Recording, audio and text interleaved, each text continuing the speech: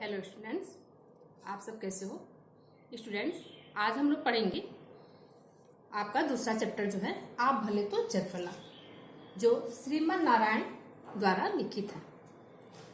हम आपको ये बताएंगे कि इस लेख के द्वारा श्रीमन नारायण जी आपको हमको समाज को क्या बताना चाहते हैं। तो उन्होंने यह लेख एक सामाजिक दिशा निर्देशक लेख के रूप में लिखा है और इस लेख के द्वारा वो समाज के लोगों को, हम लोगों को ये बताना चाहते हैं कि हम जैसा व्यवहार करते हैं सामने से हमको प्रत्युत्तर में वैसा ही उत्तर उसका मिलता है, वैसा ही व्यवहार मिलता है। यदि हम किसी के साथ अच्छा व्यवहार करेंगे तो सामने वाला भी हमसे खुश रहेगा, प्रसन्न रहेगा और हमारे साथ अच्छा व्यवहार करेगा। उसके दिल में हम एक स्थान बना लेंगे।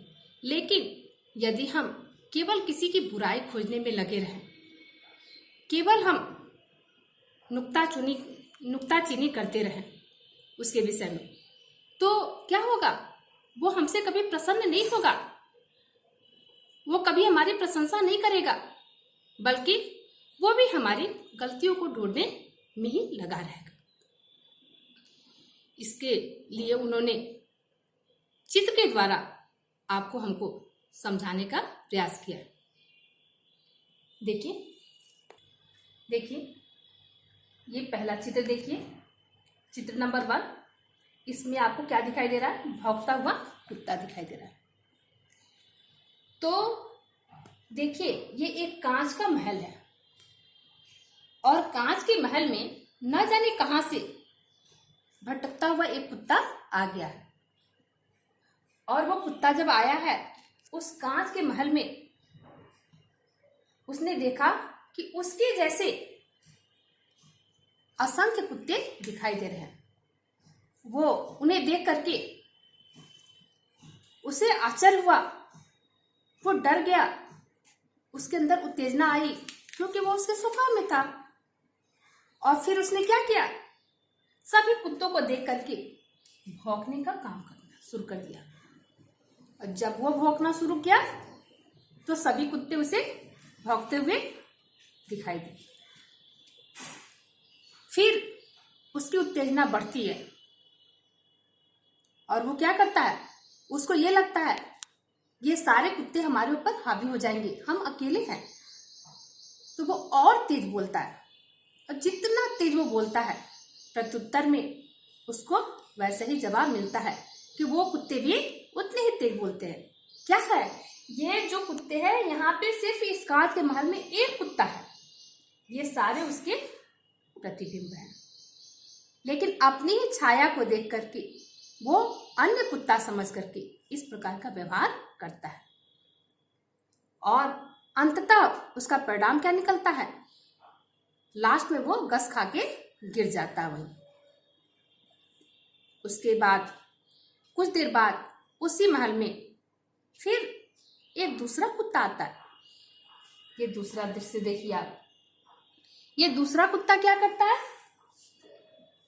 उसका स्वभाव कैसा है, तो वो शांत स्वभाव का है, प्रसन्नचित्त मन का है।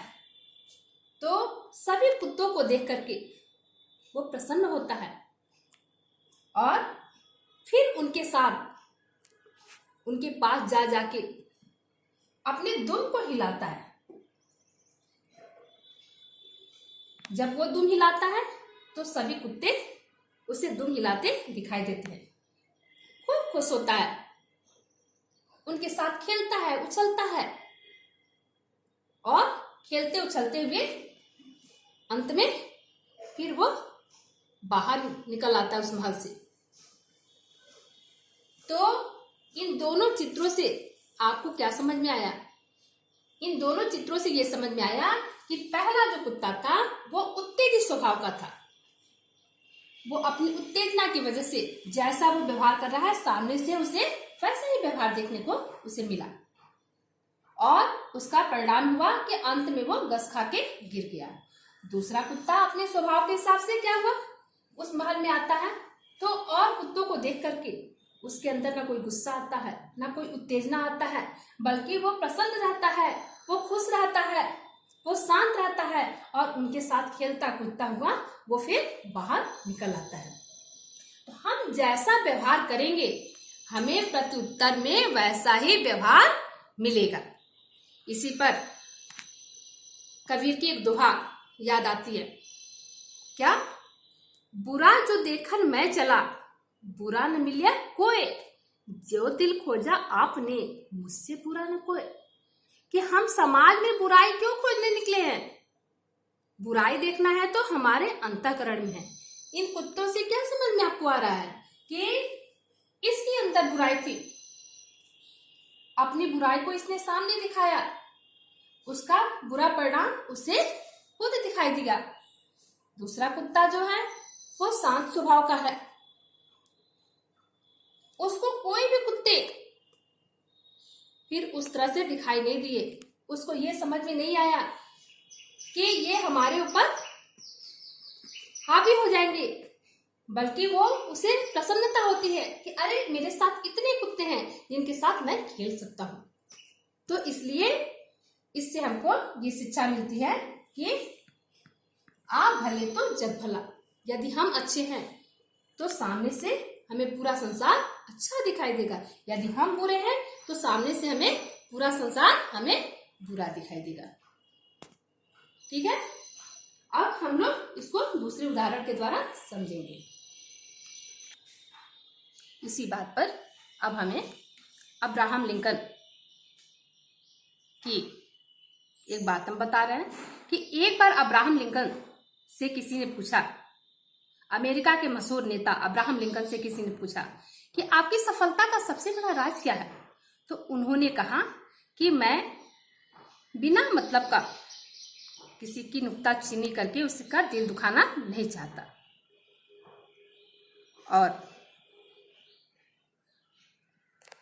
मेरे एक मित्र हैं जिनका काम क्या है कि वो दूसरे की हमेशा गलतियों को ढूंढने का प्रयास करते हैं, हमेशा उनके विषय में कुछ कमियां ही निकालते रहते हैं, जिससे मुझे इस भौंकने वाले कुत्ते की याद आ जाती है। मैं अपने मित्र की तुलना इस भौंकने वाले कुत्ते से नहीं करना चाहता, ये उनका अपमान हो जाएगा। हाँ, यहां से हम शिक्षा ले सकते हैं, मेरे मित्र चाहे तो शिक्षा ले सकते हैं। इन दोनों चित्रों के द्वारा, इन दोनों कुत्तों के व्यवहारों के द्वारा उनका काम क्या है? वो समाज को अपने नजरिए से, अपनी दृष्टि से देखते हैं, अपने तरीके से उसे सुधारने का प्रयास करते हैं। उनका मानना है कि हमें इसीलिए बनाया गया है। समाज को वो हमेशा सुधारने का प्रयास करते हैं, लेकिन ये उनका दृष्टिकोण गलत है। ठीक है, इसलिए कि हर व्यक्ति में कुछ न कुछ कमियां होती हैं, फिर हम दूसरे को सुधारने का प्रयास हम कौन है करने वाले? व्यक्ति स्वयं। समाज में जब ठोकर खाएगा, कुछ गलती करेगा, उसको वैसा प्रत्युत्तर मिलेगा तो वहीं से वो संभलेगा। इसको फिर कहानी को आगे बढ़ाकर हम अब और समझेंगे तीसरा उदाहरण के द्वारा। तो स्टूडेंट्स, अब हम लोग इसको समझेंगे। अब हम ये समझते हैं कि आप लोग किसी की ऐसे नुक्ताचीनी करके दिल दुखाना नहीं चाहेंगे, नहीं करेंगे। लेकिन यदि कोई आपका दिल दुखाता है तो उस समय आपको दुखित नहीं होना है, आपको उसे जवाब नहीं देना है, बल्कि वहां पे आपको शांत हो जाना है, प्रसन्न रहना है। क्यों? क्योंकि कबीर की एक दोहा इस पे हमको याद आ रही है, निंदक नियरे राखिए आंगन कुटीर छवाए, बिन पानी साबुन बिना निर्मल करे सुजाए। कि निंदक को, हमारी बुराई ढूंढने वाले को हमेशा हमें अपने पास रखना चाहिए, वो क्या करता है, हमारी कमियों को बताता है, जिससे हम अपने अवगुणों को दूर कर सके। तो इसलिए अपने अवगुण को सुन करके हमें कभी दुखित नहीं होना चाहिए, हमें उत्तेजित नहीं होना चाहिए, हमें उससे जवाब नहीं देना चाहिए, बल्कि क्या है, अपनी कमी को उसे दूर करने का प्रयास करना चाहिए और उस व्यक्ति को हमेशा अपना मित्र मानना चाहिए। इसी क्रम में हमें सरदार पृथ्वी सिंह की एक कहानी याद आ रही है कि जब सरदार पृथ्वी सिंह एक बार हिंसा के मार्ग को त्याग करके अहिंसा के मार्ग को अपना लिए, तो वो गांधी जी के पास जाकर के और उनकी शरण में स्थान पाना चाहें। गांधी जी को बहुत प्रसन्नता हुई, गांधी जी खुश हुए और कुछ दिन बाद उन्होंने पृथ्वी सिंह से क्या कहा कि अगर आप मेरे सेवाग्राम आश्रम में आकर रहेंगे तो मुझे प्रसन्नता होगी। उस पर क्या हुए, पृथ्वी सिंह चौंके, बोले क्यों गांधी जी? तो गांधी जी ने कहा, हमारे आश्रम में जितने लोग रहते हैं जरूरी नहीं है कि सब शांत स्वभाव के हों, बल्कि मैं क्या करता हूं, वहां सीमेंट का काम करता हूं, उनको जोड़ने का काम करता हूं। तो सरदार पृथ्वी सिंह इस बात को समझ गए कि गांधी जी बुराई को भी कितने प्रेमपूर्ण तरीके से व्यक्त कर दिए और वो प्रसन्न होकर के उनके आश्रम में जाकर के रहने लगे, ताकि जो भी उनके अंदर की कमियां हैं उसे वो सुधार सके। स्टूडेंट्स, एक बार अमेरिका के मशहूर लेखक इमर्सन जो थे, उनको गाय पालने का शौक था, जिसके कारण उनके घर के सामने गाय और बछड़े को रहने के लिए एक कुटिया बना हुआ था, जिसमें वो रहते थे। एक बार हुआ क्या, तो बहुत जोरों से बारिश आने के लक्षण दिखाई दिए। उन्होंने क्या किया, वो और उनके बेटे ने मिलकर के सभी गाय और बछड़ों को उस कुटिया के अंदर कर दिया, लेकिन उसमें से एक बछड़ा जो है वो नहीं गया। उन दोनों ने मिलके उसे बहुत जोर लगा करके उस कुटिया में ले जाने की कोशिश की, लेकिन जितना जोर लगा के उन्होंने अपने तरफ खींचा कुटिया में ले जाने के लिए, उतना ही जोर लगा के बछड़े ने क्या किया, अपने को पीछे खींचा, उस कुटिया में नहीं जाना चाहता था। अंत में वो थक गए। कुछ देर बाद उनकी एक नौकरानी जो है, जो अनपढ़ थी, उसने इस दृश्य को देखा। वो आए और प्रेम से क्या कि बछड़े के मुंह में अपनी उंगली को डाल दिया और उसकी उंगली जब बछड़े के मुंह में गया और उसके बाद उसके सिर को वो सहलाने लगी, तो बछड़ा प्रेम पूर्वक जैसे जैसे वो ले जाने लगी कुटिया में, वैसे वो चला गया। तो वो नौकरानी जो थी वो पढ़ी लिखी नहीं थी, वो कोई पुस्तक नहीं लिख सकती थी, वो कोई कविता नहीं लिख सकती थी उस लेखक की तरह से, लेकिन हाँ, वो प्रेमपूर्ण व्यवहार के द्वारा उसे जीत ली। तो स्टूडेंट्स, फिर इस कहानी से आपको क्या समझ में आया कि जब जानवर प्रेम की भाषा जानते हैं तो फिर इंसान क्यों नहीं समझेगा। इसी पर फिर हम अपने मित्र का जिक्र करना चाहते हैं कि उनका जो रसोइया था वो एक बार बिना बताए घर छोड़ के चला गया। वो जाता भी क्यों नहीं, क्योंकि मेरे मित्र का काम क्या था, केवल उसकी बुराई करना, उसकी कमियों को निकालना, उसको डांटना, उसको फटकारना।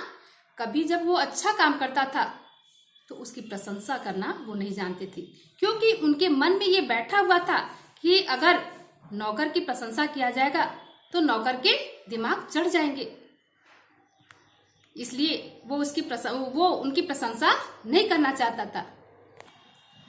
तो स्टूडेंट्स, जो लेखक के मित्र हैं वो कभी अपनी गलतियों को नहीं मानते थे और ना उन्हें ये लगता था कि हमने गलती किया है, बल्कि अपने आदर्श विचार को वो हमेशा श्रेष्ठ समझते थे कि हम दूसरे को सुधारने के लिए ही बने हैं।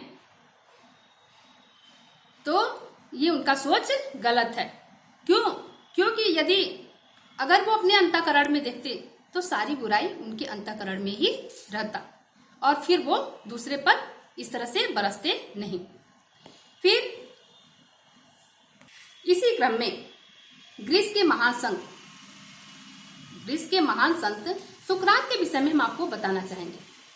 सुकरात का एक कथन हमें याद आता है कि उनका मानना था कि जो व्यक्ति मूर्ख है और यह जानता है कि वह मूर्ख है, वो सबसे बड़ा ज्ञानी है। और जो व्यक्ति मूर्ख है और वह यह नहीं जानता कि वह मूर्ख है, वो मूर्ख है, वो सबसे बड़ा मूर्ख है।